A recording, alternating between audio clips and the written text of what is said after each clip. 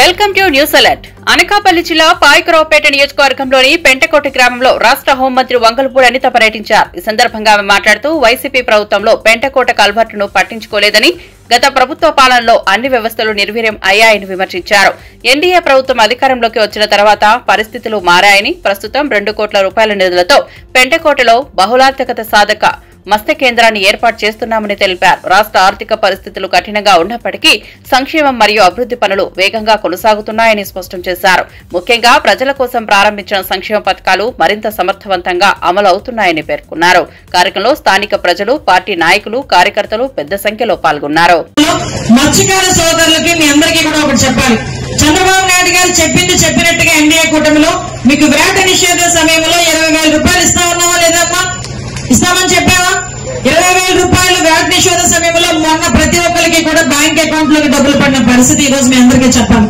ఈ రోజు కంట్రీ మొత్తం మీద అంటే దేశం మొత్తం మీద 100 సెంటర్లు ఇచ్చారు. ఇప్పుడు పెంటకోటలో నేను ఇనాగ్రేట్ చేసిన 2 కోట్ల రూపాయలు పెట్టి ఫిషింగ్ మల్టీపర్పస్ సెంటర్లు, dry platforms, fishing dry platforms అలాంటివన్నీ కలిపి 2 కోట్ల రూపాయలు పెట్టి చేస్తే ఓన్లీ మన జిల్లాలో 2 చోట్ల వచ్చింది. మొత్తం 2 జిల్లాలు కలుపుకొని విశాఖపట్నం, అనకాపల్లి కలుపుకొని 2 సెంటర్లు వచ్చింది. ఒకటి పరవాడ, 2 పెంటకోటలోనే. ఈ రోజు పెంటకోట మత్స్యకారులు అందరికీ కూడా మంచి జరగాలని చెప్పి మల్టీపర్పస్ సెంటర్ కింద దగ్గర 2 కోట్ల రూపాయలు పెట్టి ఈ రోజు మత్స్యకార సోదరులందరికీ అక్కడ ఉపాధి కల్పించే పరిస్థితి. డ్రై ప్లాట్ఫామ్స్ మీరందరూ కూడా చేపలు తెచ్చుకొని మళ్ళీ ఇసుకలోనే మీరందరూ కూడా ఎండబెట్టుకునే పరిస్థితి ఎంతవరకు ఉండేది. కానీ ఫిషింగ్ డ్రై ప్లాట్ఫామ్స్ దగ్గర 5 ప్లాట్ఫామ్స్ అంటే చేపలు ఎండబెట్టేదానికి సామూహిక ఫిష్ ప్రాసెసింగ్ సెంటర్ అదొకటి 70 లక్షల రూపాయలు.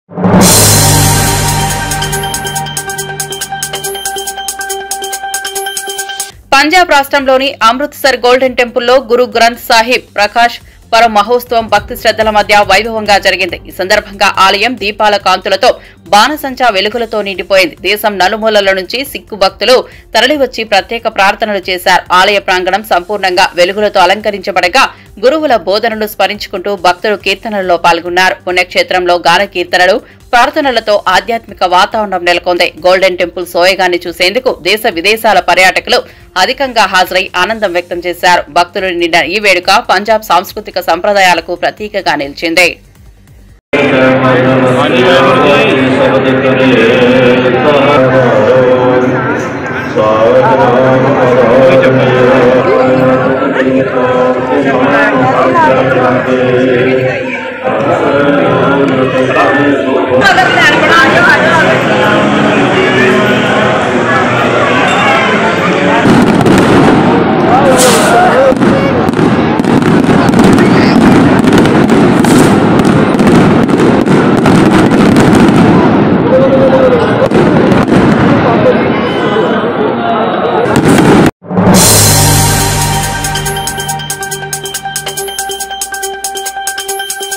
అంబేద్కర్ కోనసీమ జిల్లా ముమ్మిడివరం నియోజకవర్గంలో ఎమ్మెల్యే దగ్గుపాటి ప్రసాద్ వ్యాఖ్యలపై ఎన్టీఆర్ అభిమానులు తీవ్ర ఆగ్రహం వ్యక్తం చేశారు. స్థానిక మీడియా సమావేశంలో మాట్లాడుతూ ఎన్టీఆర్ గురించి చేసిన వ్యాఖ్యలను వెంటనే వెనక్కు తీసుకోవాలని డిమాండ్ చేశారు. ప్రపంచవ్యాప్తంగా ఎన్టీఆర్ కున్న అభిమానులను కించపరిచే రీతిలో ప్రసాద్ చేసిన వ్యాఖ్యలు అనూహ్యమని వారు అన్నారు. ఎన్టీఆర్ అభిమానులకు ఆయన వారసత్వానికి బహిరంగ క్షమాపణ చెప్పాలని గట్టిగా కోరారు. కూటమి ప్రభుత్వంలో భాగమైన తెలుగుదేశం పార్టీ దగ్గుపాటి ప్రసాద్ ను వెంటనే పార్టీ నుంచి సస్పెండ్ చేయాలని డిమాండ్ చేశారు. అభిమానుల ఆగ్రహంతో ముమ్మిడివరం ప్రాంతం ఉద్రిక్తంగా మారింది. ప్రసాద్ గారు మరి నందమూరి తారక రామారావు గారి ఎన్టీఆర్ అనేటువంటి అనుచిత వాక్యలు మాట్లాడారు. చాలా దారుణమైన విషయం అది. ఎందుకంటే ఒక ప్రజాప్రతినిధి నుండి ఒక పాన్ ఇండియా స్టార్ని, మా అభిమాన కథానాయకుడు నందమూరి తారక రామారావుని గారిని విమర్శించడం, కుటుంబాన్ని, తల్లిని కూడా అసభ్యకరంగా మాట్లాడటం చాలా బాధాకరం. దీన్ని మేము ఖండిస్తూ మరి వెంటనే మీడియా రూపంగా ఆయన క్షమాపణ చెప్పాలి, లేదా తెలుగుదేశం పార్టీ ఆయన్ని సస్పెండ్ చేయాలని డిమాండ్ చేస్తున్నాం. ముమ్మడివారి నుంచి మరి బహిరంగ క్షమాపణ చెప్పాలి. నందమూరి అభిమానుల తరపున తప్పితే ఆయన్ని చెప్పలేకపోతే మేము అనంతపురం నడిబొడ్డున అనంతపురం ఎన్టీఆర్ సంఘం, ఎన్టీఆర్ మొత్తం ఫ్యాన్స్ అందరూ కూడా మరి ఉద్యోగత వచ్చి అక్కడ ఆందోళన చేయవలసి ఉంటుంది. దయించి మరి ప్రజాప్రతినిధి అయినటువంటి మన అనంతపురం ఎమ్మెల్యే గారిని తక్షణమే సస్పెండ్ చేయాలని డిమాండ్ చేస్తున్నాం. ముఖ్యంగా మన గ్లోబల్ స్టార్ అయినటువంటి యంగ్ టైగర్ ఎన్టీఆర్ అన్నయ్య గారు అనుచిత వ్యాఖ్యలు చేసినటువంటి అనంతపురం ఎమ్మెల్యే దగ్గుపాటి ప్రసాద్ అనే పిలువబడుతున్నటువంటి ఈయన ఆగస్టు 14వ తారీఖున ఎన్టీఆర్ గారి అభిమానులను ఉద్దేశించి, వాళ్ళ తల్లి గారిని ఉద్దేశించి, ఎన్టీఆర్ గారిని ఉద్దేశించి అనుచిత వ్యాఖ్యలు చేయడం వల్ల అనంతపురంలో అనేక విధాలుగా కాకుండా రాష్ట్రం మొత్తం, ప్రపంచం మొత్తం తెలిసిన వ్యక్తి అయినటువంటి global star young tiger NTR garu ఆయన్ని ఉద్దేశించి ఎంత దారుణంగా మాట్లాడటం ఆ ప్రజాప్రతి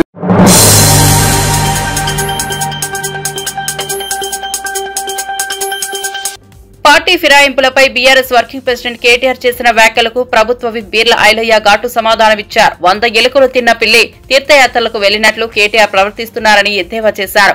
10 ఏళ్లలో 60 మంది ఎమ్మెల్యేలు, ఎమ్మెల్సీలను తమ పార్టీలో చేర్చుకున్నప్పుడు రాజీనామాలు ఎందుకు చేయించలేదని ప్రశ్నించారు. పార్టీ మారిన ఎమ్మెల్యేలు రాజీనామా చేయాలని అడిగే నైతిక హక్కు కేటీఆర్ కు లేదని స్పష్టం చేశారు. దమ్ముంటే స్థానిక సంస్థల ఎన్నికల్లో గెలిచి చూపించాలంటూ సవాల్ విసిరారు. ఇప్పటికే మీ దుకాణం, అయ్య దుకాణం, బావ దుకాణం బంద్ అయిపోయిందని వ్యాఖ్యానించారు. కేటీఆర్ గారు పార్టీ ఫిరాయింపులకు మాట్లాడితే తెలంగాణ ప్రజలు నవ్వుతున్నారు. 100 ఎలుకలు తిన్న పిల్లి తీర్థయాత్ర పోయినట్టుగా పార్టీ ఫిరాయింపుల గురించి ఇలా కేటీఆర్ మాట్లాడుతుండు. మరి గత 10 ఏళ్లలో సుమారు 60 మంది ఎమ్మెల్యేలు, ఎమ్మెల్సీలను పార్టీలో చేర్చుకున్నప్పుడు నీకు ప్రజాస్వామ్యం గుర్తులేదా? ఇవాళ పార్టీ ఫిరాయించిన వాళ్ళను రాజీనామా చేయించి గెలవమంటున్నావు. మీ అయ్యకు నీకు ఉప ఎన్నికలంటే చాలా ఇష్టం. ప్రజల సంపద కొల్లగొట్టాలనే లక్ష్యంతో మీరు ఉప ఎన్నికలకు పోతారు తప్ప ఏనాడు కూడా ప్రజల పట్ల కానీ ప్రజాస్వామ్యం పట్ల మీకు చిత్తశుద్ధి లేదు. ఫిరాయింపులకు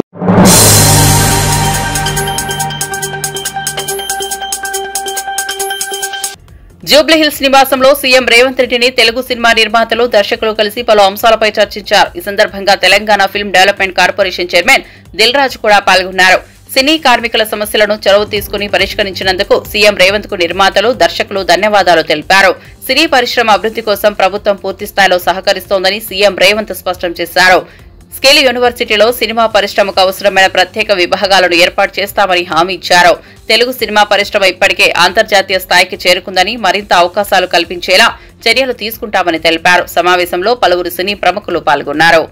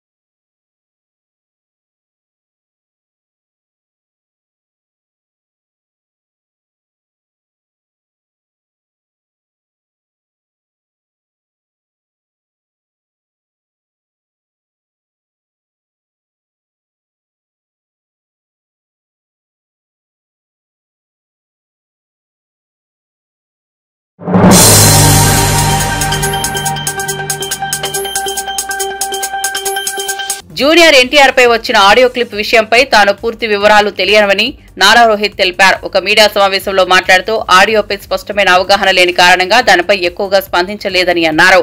ఇక నందమూరి కుటుంబంలో మరో వారసుడైన మోక్షజ్ఞ త్వరలోనే సినీ రంగంలో నటుడిగా ప్రవేశించబోతున్నారని వెల్లడించారు. తాను రాజకీయ కుటుంబం నుంచి వచ్చానని, అవసరం ఉన్న సమయంలో రాజకీయాల్లో ప్రవేశిస్తానని స్పష్టం చేశారు. రాజకీయాల్లోకి రావడానికి సరైన సమయాన్ని ఎంచుకోవడమే ముఖ్యమని ఆయన తెలిపారు. నందమూరి వారసత్వం ప్రజల హృదయాల్లో ఎప్పటికీ నిలిచిపోతుందని, దాన్ని కొనసాగించడమే తమ కర్తవ్యమని నారా రోహిత్ అన్నారు. ఇది కూడా తెలియదు అసలు నాకు. So I been travelling continuously ఈ ప్రమోషన్స్ ఈ రిలీజ్ కాపీ హడావిడిలో ఉన్నాను, నేను చూడలేదు అసలు న్యూస్ కూడా. So once I get to know clarity, నా క్లారిటీ లేకుండా నేను మాట్లాడడం కరెక్ట్ కాదు.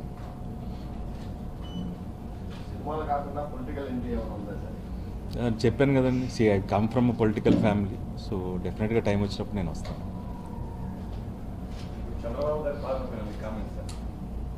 మీరు చెప్పాలండి, నేను నాకంటే మీరే బెటర్ జడ్జ్ చేసి దగ్గరగా నేనున్నా సరే మీరు రోజు స్క్రూటినీ చేసేది మీరు. ఈ లాస్ట్ 1 yearలో డెఫినెట్గా ఇచ్చిన హామీలు నిలబెట్టుకున్నారు. డెఫినెట్గా ఏంటంటే ఇంకా చేయాల్సింది చాలా ఉంది ఈ రాష్ట్రంలో, ఇంకా జాబ్స్ ఇవన్నీ రావాల్సి ఉంది. సో దానికోసం ప్రతిరోజు కృషి చేస్తున్నారు. సో డెఫినెట్గా మనం ఇంకో రాబోయే రోజుల్లో ఇంకా మంచి రిజల్ట్స్ చూస్తాం.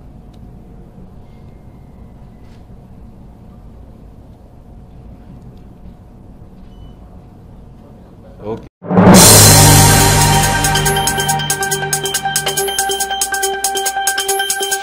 ఏలూరు జిల్లా కైక్లూరు నియోజకవర్గం ఈడేపల్లి గ్రామంలో వంగవీటి మోహన్ రంగా విగ్రహాన్ని ఆవిష్కరించారు. రంగా తనయుడు వంగవీటి రాధ ఈ కార్యక్రమంలో పాల్గొని విగ్రహానికి పూలమాలలు వేసి నివాళులర్పించారు. అనంతరం మాట్లాడుతూ కలిదిండి ప్రాంతంలో ఉన్న రంగా విగ్రహాన్ని కూడా సందర్శించి పూలమాలలు సమర్పించిన ఆయన త్వరలోనే అక్కడ కొత్త విగ్రహాన్ని ఏర్పాటు చేస్తామని తెలిపారు. రంగా విగ్రహంపై జరిగిన దుర్వినియోగ చర్యలకు స్థానిక అభిమానులు స్పందించి తీరు ప్రశంసనీయమని అన్నారు. ఈ కార్యక్రమంలో కైకలూరు ఎమ్మెల్యే కామినేని శ్రీనివాస్, కూటమి నాయకులు, రంగా అభిమానులు, గ్రామస్తులు పెద్ద సంఖ్యలో పాల్గొన్నారు.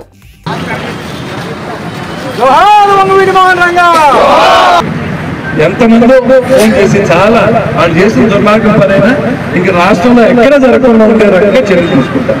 ఇందాక ఎస్పీ గారు కూడా ఏమేం జరిగిందో మొత్తం అంతా రాధాబాబు చెప్పారు. చెప్తే రాధాబాబు 100% సాటిస్ఫై అయ్యారు. తప్పకుండా విగ్రహం మారుతారు. ఇది కరెక్ట్ కాదు.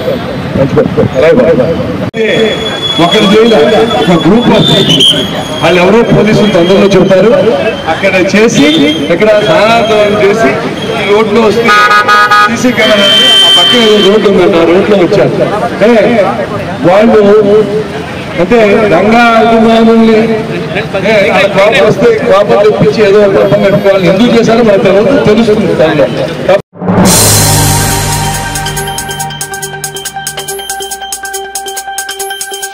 ఆంధ్రప్రదేశ్ మాజీ మంత్రి సజ్జల రామకృష్ణారెడ్డి తీవ్ర వ్యాఖ్యలు చేశారు. ప్రతిపక్షాన్ని నామరూపాలు లేకుండా చేయాలనే కుట్రలో చంద్రబాబు నిమగ్నమై ఉన్నారని ఆరోపించారు. పోలీస్ వ్యవస్థను అడ్డం పెట్టుకునే అక్రమ కేసులతో వేధింపులకు పాల్పడుతున్నారని విమర్శించారు. అయితే ఈ కుట్రలకు వైఎస్ఆర్సీపీ ధీటుగా సమాధానమిస్తుందని స్పష్టం చేశారు. సూపర్ 6 అంటూ ప్రజలకు తప్పుడు హామీలు ఇచ్చి మోసం చేశారని మండిపడ్డారు. రాష్ట్ర ఆదాయం పూర్తిగా పడిపోయిందని, విచ్చలవిడిగా అవినీతి పెరిగిపోతోందని ఎద్దేవా చేశారు. ప్రజల నమ్మకాన్ని కోల్పోతున్న చంద్రబాబు పాలనలో రాష్ట్రానికి మేలు జరగదని, వైఎస్ఆర్సీపీ మాత్రమే ప్రజల పక్షాన నిలుస్తుందని సజ్జల రామకృష్ణారెడ్డి వ్యాఖ్యానించారు.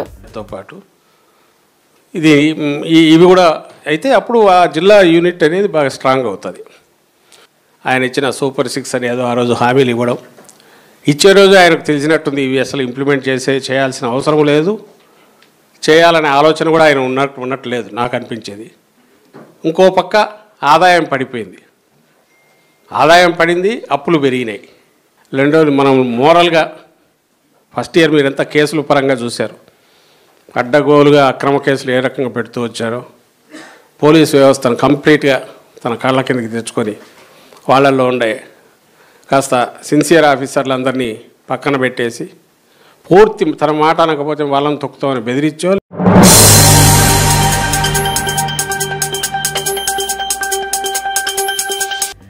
ఆంధ్రప్రదేశ్ మాజీ మంత్రి అంబటి రాంబాబు సీఎం చంద్రబాబుపై తీవ్ర విమర్శలు గుప్పించారు. జగన్ మళ్లీ సీఎం అవుతాడనే భయం చంద్రబాబును పట్టుకుందని వ్యాఖ్యానించారు. సూపర్ 6 పథకాలు నిజంగా ఎంత సక్సెస్ అయ్యాయో ప్రజలకు సమాధానం చెప్పాలని డిమాండ్ చేశారు.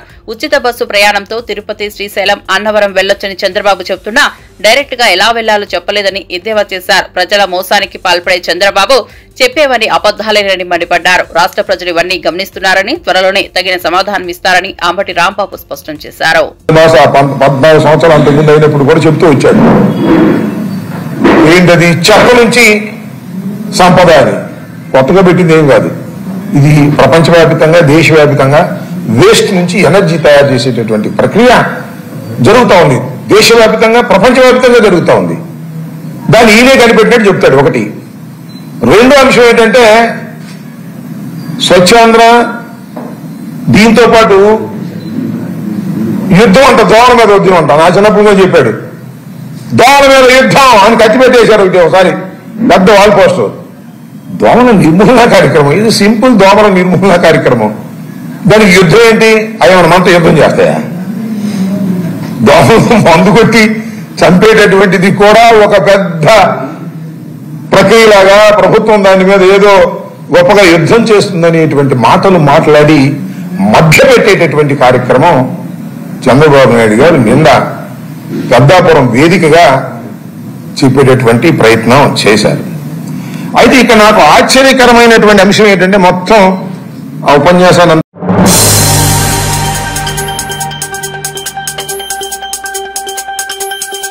జనసేన అధ్యక్షుడు పవన్ కళ్యాణ్ పార్టీ బలోపేతంపై దృష్టి సారించారు. ఈ నెల 28 నుంచి 30 వరకు విశాఖపట్నంలో కీలక సమావేశాలు జరగనున్నాయి. 28న జనసేన లెజిస్లేచర్ పార్టీ సమావేశంతో పాటు పార్టీ కార్యవర్గ సమావేశం కూడా నిర్వహిస్తారు. అలాగే నెల 30న విస్తృత స్థాయి కార్యకర్తల సమావేశం ఉండనుంది. రాష్ట్ర వ్యాప్తంగా పార్టీ కార్యకర్తలకు దిశానిర్దేశం చేసి రాబోయే రాజకీయ వ్యూహాలపై చర్చించనున్నట్లు పార్టీ వర్గాలు వెల్లడించాయి. ఈ సమావేశాల ద్వారా జనసేన శక్తిని మరింత బలోపేతం చేయాలనే సంకల్పంతో పవన్ కళ్యాణ్ ముందుకు వెళ్తున్నారు.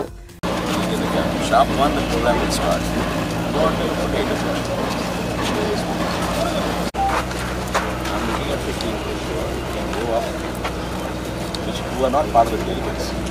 So we can't restrict them from not coming.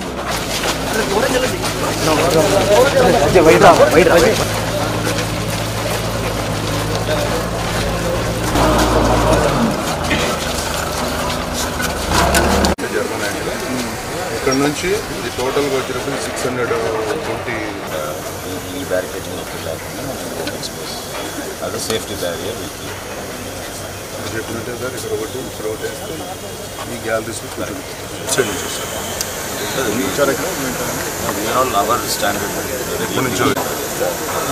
ఆ ఇబ్బంది ఇంకా జరగలేదు. లొకేషన్ ఫైనలైజ్ చేయలేదు అప్పుడు.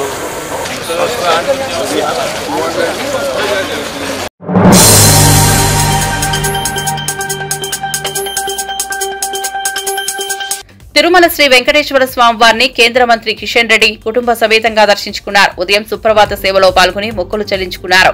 ఆలయ అధికారులు శ్రీవారి తీర్థ ప్రసాదాలు అందజేసి పట్టు వస్త్రాలతో సత్కరించారు. అనంతరం మీడియాతో మాట్లాడుతూ కుటుంబంతో కలిసి స్వామివారిని దర్శించుకోవడం ఎంతో ఆనందంగా ఉందని చెప్పారు. ప్రజలందరూ సుఖ సంతోషాలతో ఉండాలని ఆకాంక్షించారు. పహల్గాం సంఘటన అనంతరం ఆపరేషన్ సింధూర్లో మన సైనికులు వీరోచిత పోరాటం చేసి ఉగ్రవాదులను మట్టి కర్పించడం దేశ ప్రతిష్టను మరింత పెంచిందని ఆయన గర్వంగా తెలిపారు.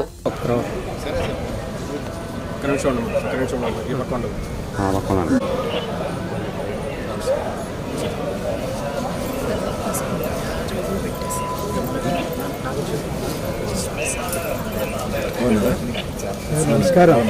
నమస్కారం. మల్కాజ్గిరి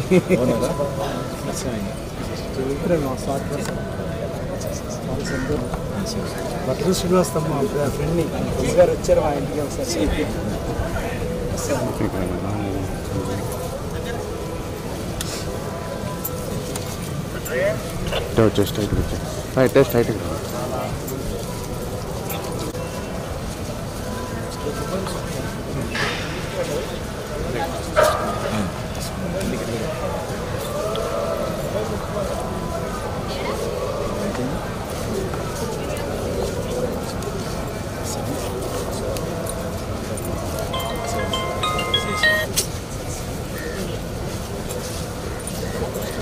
సార్ నమస్తే. ఒక్క నిమిషం అలానే హైదరాబాద్ కలుస్తాను.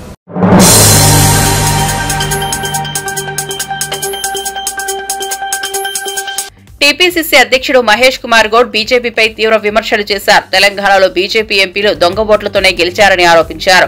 ముఖ్యంగా బండి సంజయ్ కూడా దొంగ ఓట్లతోనే ఎంపీ అయ్యారని స్పష్టం చేశారు. ప్రజాస్వామ్యాన్ని దెబ్బతీసే విధంగా బీజేపీ వ్యవహరిస్తోందని మండిపడ్డ ఆయన కేంద్రం ఎన్నికల వ్యవస్థను వక్రీకరించి ప్రజల హక్కులను హరించిందని అన్నారు.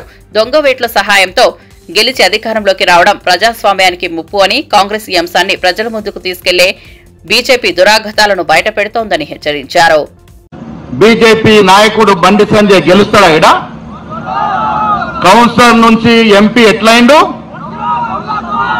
దొంగ ఓట్లు వేసుకుని అయిండు. కరీంనగర్ లో కూడా ఇలా రాహుల్ గాంధీ ఓట్లు బయట పెట్టినారంటే కరీంనగర్ కూడా దొంగ ఓట్లతోనే గెలిచినట్టుగా నాకు అనుమానం ఉన్నది. ఈ 8 మంది గెలిచిన పార్లమెంట్ సభ్యులు దొంగోట్లతోనే గెలిచారనే అనుమానం నాకున్నది. అది ఎందుకంటే రాహుల్ గాంధీ బయట పెట్టిన రుజువులు చూస్తుంటే ఒక్కొక్కడికి ఓటు జగిత్యాలలో ఉన్నది, కరీంనగర్లో ఉన్నది, చొప్పదండిలో ఉన్నది, వేములవాడలో ఉన్నది. ఎట్లుంటుందయ్యా? పొద్దున్న లేచాడు 4 నియోజకవర్గాల్లో ఓటేసిండు, అందుకే బండి సంజయ్ గెలిచిండు. లేకుండా బండి సంజయ్ గెలిచే మనిషి లేదు. తనకు తాను బీసీ నాయకుడని చెప్పుకుంటాడు.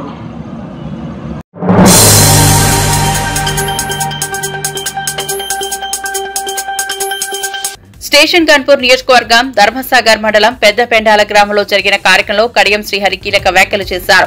తాను అధికారంలోకి కాంగ్రెస్ పార్టీలో చేరినట్లు మరోసారి బహిర్గంగా ఒప్పుకున్నారు.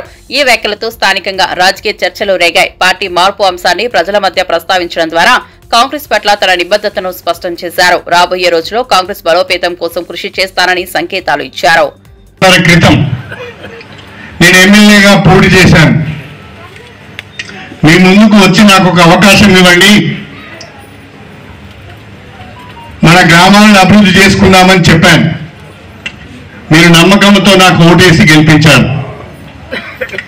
నేను గెలిచిన పార్టీ అధికారంలోకి రాలేదు, కానీ ఈ నియోజకవర్గ ప్రజలకు ఇచ్చిన హామీని ఎట్లా నిలబెట్టుకోవాలి, ఈ గ్రామాలు ఎట్లా బాగుపడాలి, ఈ నియోజకవర్గం ఎట్లా అభివృద్ధి చెందాలని ఆలోచించి నేను కాంగ్రెస్ పార్టీలో చేరడం జరిగింది. రాష్ట్రంలో కాంగ్రెస్ ప్రభుత్వం ఉన్నది. ముఖ్యమంత్రిగా గౌరవనీయులు రేవంత్ రెడ్డి గారు ఉన్నారు. రేవంత్ రెడ్డి గారు స్వయంగా పిలిచి అన్నీ మీరు మా పార్టీలోకి రండి, ప్రభుత్వానికి మీ అనుభవం అవసరం, మీ నియోజకవర్గ అభివృద్ధిని మీరు ఊహించిన దానికంటే బ్రహ్మాండంగా చేద్దామని చెప్పి వారు నన్ను కాంగ్రెస్ పార్టీలోకి ఆహ్వానించడం జరిగింది. ఈ నియోజకవర్గం యొక్క అభివృద్ధిని దృష్టిలో పెట్టుకొని ప్రభుత్వం అండ ఉంటేనే, ప్రభుత్వ సహకారం ఉంటేనే అభివృద్ధి చేయగలుగుతామని ఆలోచించి నేను కాంగ్రెస్ పార్టీలోకి వచ్చి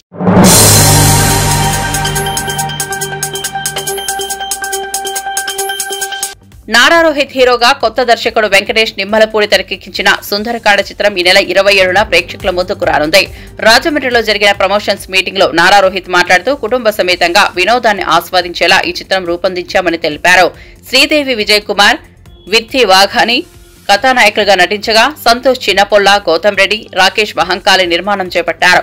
ఈ సినిమా అందరినీ ఆకట్టుకుంటుందని రోహిత్ విశ్వాసం వ్యక్తం చేశారు. చేస్తున్నారు. అలాగే నరేష్ గారు, రూపలక్ష్మి గారు, అజయ్, సత్య, అభినవ్ గోమకన్, ఇలా ఎంతో అందరికీ బాగా తెలిసిన యాక్టర్స్ ఉన్నారు. అండ్ డెఫినెట్గా నేను ఎప్పుడు చేసినా సరే ఒక డిఫరెంట్ కాన్సెప్ట్ సినిమా చేస్తుంటాను. సో డెఫినెట్గా లవ్ స్టోరీ అయినా సరే దాంట్లో ఒక కొత్తదనం అయితే ఉంటుంది. సో ఖచ్చితంగా మీరందరూ హ్యాపీగా పండుగ రోజు పూజలు చేసుకొని థియేటర్కి వెళ్ళి ఈ సినిమా ఫ్యామిలీతో హ్యాపీగా ఎంజాయ్ చేయొచ్చు. సో మీరందరూ చూస్తారని ఆశిస్తున్నాను. థ్యాంక్ యూ అండి. లేదండి, ఆడియన్కి ఎంత టైం ఉంటుందో అంతే టైం తీసుకుంటాను. నేను 2 hours నరేషన్లో నచ్చితే సినిమా చేస్తాను. బట్ ఏంటంటే ఇప్పుడు ఇంకొన్ని జాగ్రత్తలు తీసుకుంటున్నాం, విజువల్గా కానీ ఆడియో పరంగా, సినిమా క్వాలిటీ పరంగా అంతకుముందు కంటే ఇప్పుడు ఇంకొన్ని ఎక్కువ జాగ్రత్తలు తీసుకుంటున్నాను. ఈ సినిమా కూడా కొత్త డైరెక్టర్ అండి, వెంకటేష్ అనే అబ్బాయి. అతనిది ఇక్కడే పక్కన మిత్తిపాడు అబ్బాయిది.